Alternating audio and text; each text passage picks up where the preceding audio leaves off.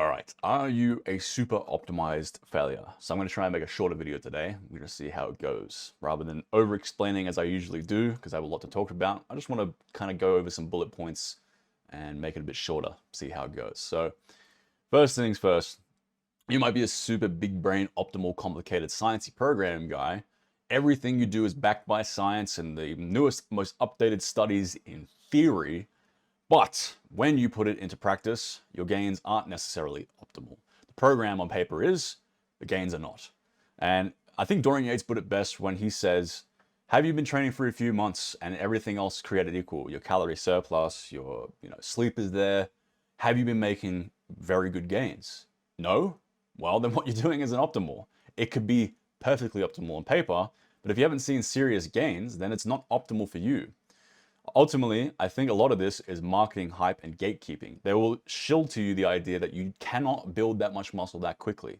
I thoroughly disagree. As someone with very suboptimal genetics, as someone that switched to a different style of training, which I'll get to in a second, you can probably tell by the name of my channel what it's going to be, and making serious gains within a few months, it very quickly became apparent that this shit is nonsense. This overly optimal scientific marketing hype, drip fed IV drip fed gatekeep nonsense, a lot of times will just hold you back. They'll make you think that you can't make these optimal gains. In reality, you can. So, have you been progressing? No. Well, then the shit you're doing isn't optimal. And you might be progressing, but it's not optimal progression. I slowly progressed over the years, switched to a different type of training, which I'll get to in a second, and all of a sudden, bam, I made like fucking crazy gains in the fraction of the time. In 3 months of a certain type of training, I very quickly gained the same amount of muscle I gained in like 2 years of these overcomplicated, optimal, sciencey, reps in reserve, percentage-based nonsense programs. So have you progressed in the last month or two, maybe 3 max? No, then your shit you're doing is not optimal. And if you haven't progressed at all, then it's the definition of madness. You're just repeating the same shit to get nowhere. Like, it's just ridiculous. So time to change. And you have to understand, this shit's contextual. Just because one dude can do a bunch of reps in reserve and a bunch of frequent volume workouts with no intensity, foreshadowing, doesn't mean you can and get the same results.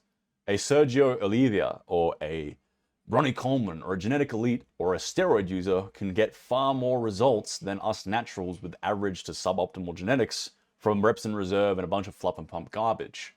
So it's contextual. Yeah, it can work for some, it can work for a decent amount, but if it's not working for you, then doing the same shit over and over again is just, again, the definition of insanity. So it's not a cookie cutter, one size fits all when it comes to this science optimal programming. It can be very different from person to person. Which leads me to my next point. The main driver of hypertrophy is intensity. It isn't volume. It isn't reps in reserve. It isn't these secondary parameters. There are certain things in exercise science that are a guaranteed requirement, and then there are things that you can take or leave. It's like painkillers. Some people can take painkillers and they're great. They stop your pain. I can't take painkillers. I'm allergic to them. So what's one man's gold is another man's trash. For me, reps in reserve is just not enough stimulus for optimal hypertrophy. For some, it might be perfectly fine, especially steroid users and genetically freaky dudes. But then there are certain things like water. Everybody needs water. Everybody needs intensity and progressive overload. Those are the two non-negotiables of exercise science. We should be focusing far more on those, especially as naturals without incredible genetics. That isn't to say that sciencey shit doesn't work, it's just what's easier and what's easier to become optimal. You would have to spend a lot more time figuring out how to optimize volume parameters than you are to just simply take a set or 2 or maybe 3 if you need it, depending on context. Because again, it's not cookie cutter. High intensity guys can fall into this trap too, where everything is one way. You just need one set every 10 days, says Mike Mentzer. Not necessarily. But you also don't necessarily need to just be doing a bunch of reps in reserve and periodization and all this shit that might not work for you. But what does undeniably work is intensity and progressive overload. And what's easier? Focusing on all these different parameters, or simply just focusing on trying to train a little bit heavier or a few more reps than last time, with intensity, which is the most focused, zoned in, incredibly simplistic way of training that works, or the overcomplicated variation. I know what works for most people, and that is stupid, simple, adherable protocols. Because at the end of the day, let's play devil's advocate, and volume and using all these hyper optimized parameters is superior by 10% if you get it correct. If you get it correct. And that's if this is a devil's advocate. If you can adhere to that 50% of the time due to the overcomplication, which that has been my experience and many others in the past, then it's nowhere as effective as the thing that's super simple, that's just 10% less effective, 90% effective, that's done 100% of the time. It is far more optimal to be doing that slightly less effective thing 100% of the time versus the super optimized, in theory, variation that gives you far less adherence. And there's so many micro arguments I can make here. You could say at the end of a volume workout, your accessories are going to suffer. It's very hard to train traps at the end of an hour and a half worth of volume fluff and pump garbage. It's very easy to train traps when all you've done is 2 to 3 sets of failure before switching over to traps 20, 30 minutes into your workout. There are so many different micro points I can make. That's a different video for a different day. So let's say, again, devil's advocate, volume is more effective in theory. Doesn't mean that you're going to have better gains from it if you can't adhere to it. And this leads me to the last point, which is you have to be your own science experiment. So you could read all the scientific papers and take it for face value, and people oftentimes do. They'll be told by an authority figure, the appealing to authority fallacy, that this works and this is how it is. And then you'll be absolutely blinded for years on end, like I was, by doing these things and getting no results and not thinking for a second logically, this isn't working. Like this guy's really smart and he knows what he's talking about, but so I'll just keep doing it and hopefully one day miraculously I'll get some results from it. This mentality will get you nowhere because yes, it might work for other people, but if it's not working for you, then what's the point?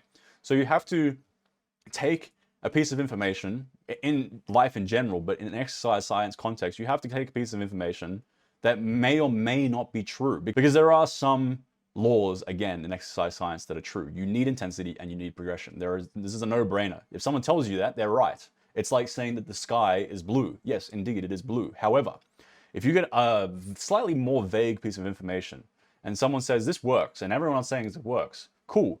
If you can see the logic in it, then try it. Try it for a few months. But after a few months, if you're not getting any results and you are in a surplus and all these different, other parameters are met, like you are sleeping correctly, etc., then it doesn't work for you. And now you know, and then you just stop doing it and you try something else rather than for years on end, the idea of insanity, which is just repeating the same old shit, expecting a different result. So you have to be your own experiment because not everything is necessarily going to work for you. My kids will tell you to do reps in reserve, and that might not work for you. And then Mike Mensa might tell you to just do 1 set to failure, and that might not work for you because your calves need 3 sets to failure. Or maybe your back needs 2 sets to failure.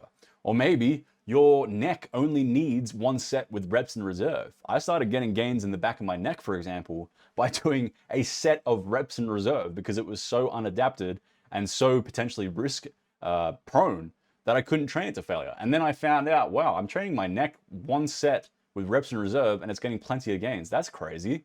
And then I started doing deadlifts 1 set with 2 or 3 reps in reserve, and I was making like 5 kilos of progression every single week versus when I was doing 3 sets of 5 with reps in reserve, I wasn't progressing as fast. And then, for example, my calves, again, training 1 set to failure wasn't quite cutting it. My calves didn't grow for like 2 years. The rest of my body was making incredible results from high intensity, just 1 set to failure, but the calves weren't. So it was time to try a few sets. Oh no, I'm going to overtrain. My central nervous system is going to be burnt out, as Mike Mensa said so. Nope. It turns out being my own science experiment paid off. 3 sets to failure. Within 2 to 3 months, again, this very short amount of time where you should be making gains, my calves blew up an inch. So be your own science experiment. That's my takeaways. Adhere to intensity, adhere to progression, and experiment. Try to think about these things logically. That's it for today. Bye-bye.